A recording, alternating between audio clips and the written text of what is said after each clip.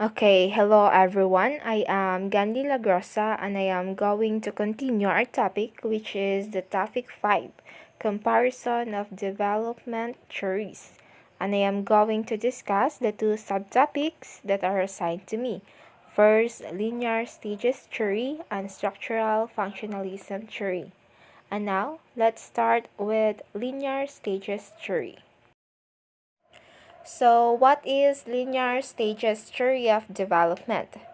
It is a theory of economic development that states every country will eventually reach high levels of development as they follow a predetermined timeline. It is conglomeration of theories about how desirable change in society is best achieved. So we have here the history. The linear stages of growth model is an economic model which is heavily inspired by the Marshall Plans of the US, which was used to rehabilitate Europe's economy after the post-World War II crisis. The model are the oldest and the most traditional of all development plans.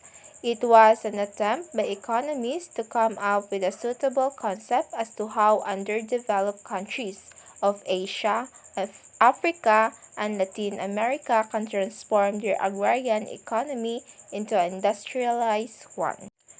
Rousseau on the stages of economic growth. One of the key thinkers in 20th century development studies was Rousseau, an American economist and government official. Prior to Rousseau, approaches to development had been based on the assumption that modernization can characterized by the Western world, the wealthier, more powerful countries at the time, which were able to advance from the initial stages of underdevelopment. The model asserted that all countries exist somewhere on this linear spectrum and climb upward through each stage in the development process.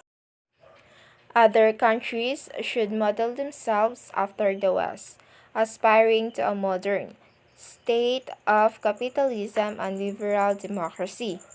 Using these ideas, Rousseau penned his classic Stages of Economic Growth in 1960, which presented 5 steps through which all countries must pass to become developed. First stage, traditional society. Second, preconditions to take off.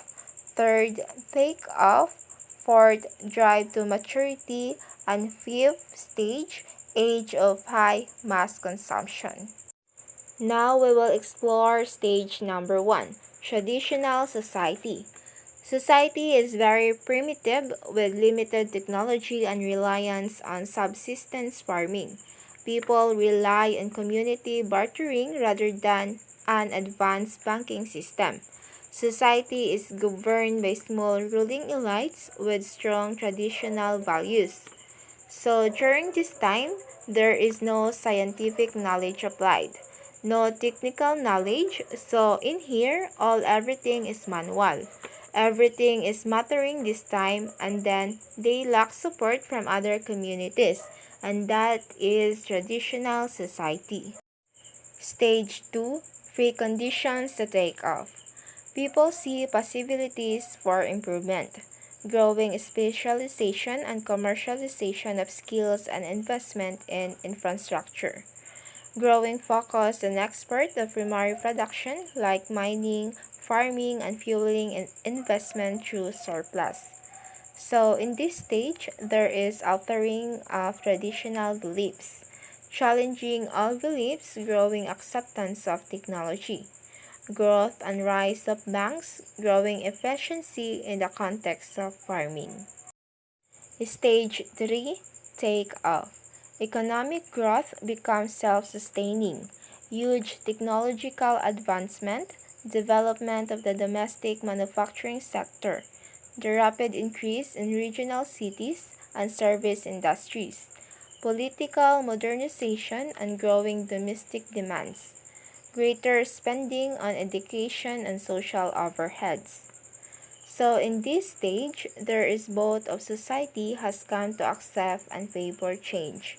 In this stage, also there is diffusions of literacy when institution of literacy most of the community members are spending time on education because this stage they believe that education will help them sustain the economy, sustain the growth and development.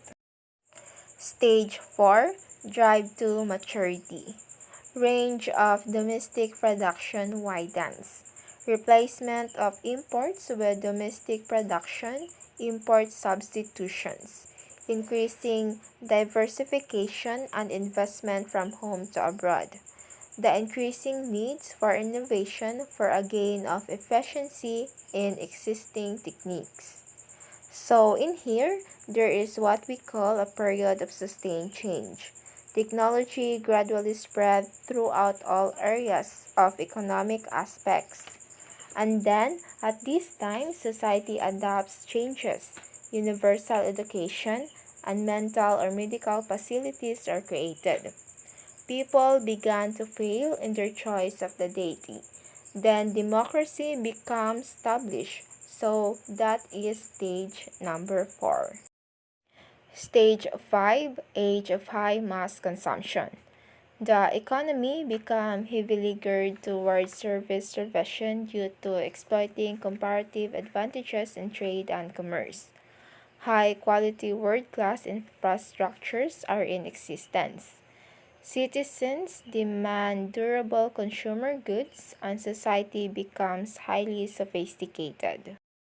So in this stage, sector shift towards services, especially because finance, infrastructure, and government material production continues weaker, becomes higher than our living and quality of life broad range of choice for individuals and society. So in stage 5, there is already a stable investment. There is a product of goods and consumption to face by the people in a particular place within the country. So there is stability and sustainability of investment. And now let's move on to structural functionalism theory. So first, what is structural functionalism? Is the perspective which describes the society as a social system that has a social structure of its own, made up of different parts which are interconnected, which works together in harmony to achieve social equilibrium. So we have Herbert Spencer. He saw similarities between society and the human body. He argued that just as the various organs of the body work together to keep the body functioning, the various parts of society work together to keep society functioning.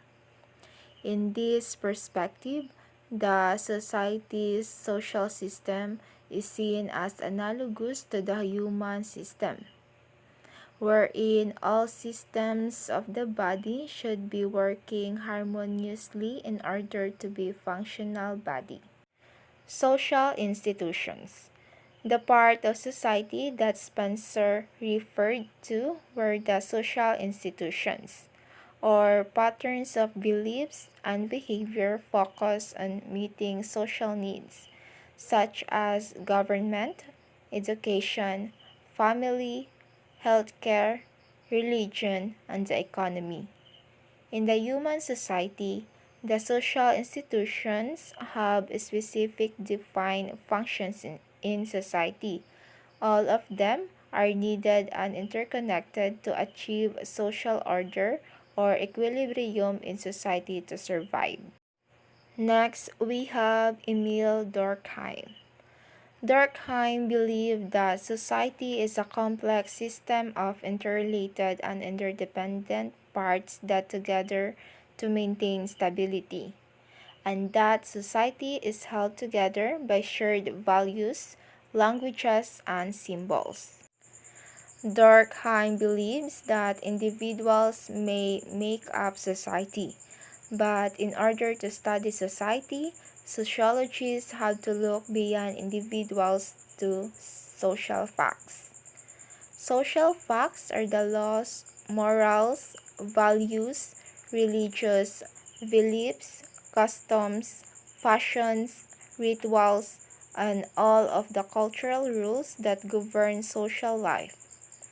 For example, one function of a society laws may be to protect society from violence, while another is to punish criminal behavior, while another is to preserve public health. We have Robert Merton. He pointed out that social processes often have many functions. Social processes that have undesirable consequences for the operation of society are called dysfunction. Functions of social institutions. We have manifest functions and latent functions. So when we say manifest functions are the intended functions of an institution or a phenomenon in a social system, while latent functions are its unintended functions. So we have here the principles of structural functionalism. First, societies should be examined holistically in an interrelated system frame. Second, social systems are generally in a state of equilibrium. Third, the functionalists are less interested in the history of a society, but more concerned with social interaction. So we have here the strands of structural functionalism. First, reminds of the need for order and stability. Each institution serves a function. Reminds us people have roles to play in society. Order and stability is important for society. Tell us how to create order and stability. So, kung strengths, syempre di jud mawa ang weaknesses, di ba?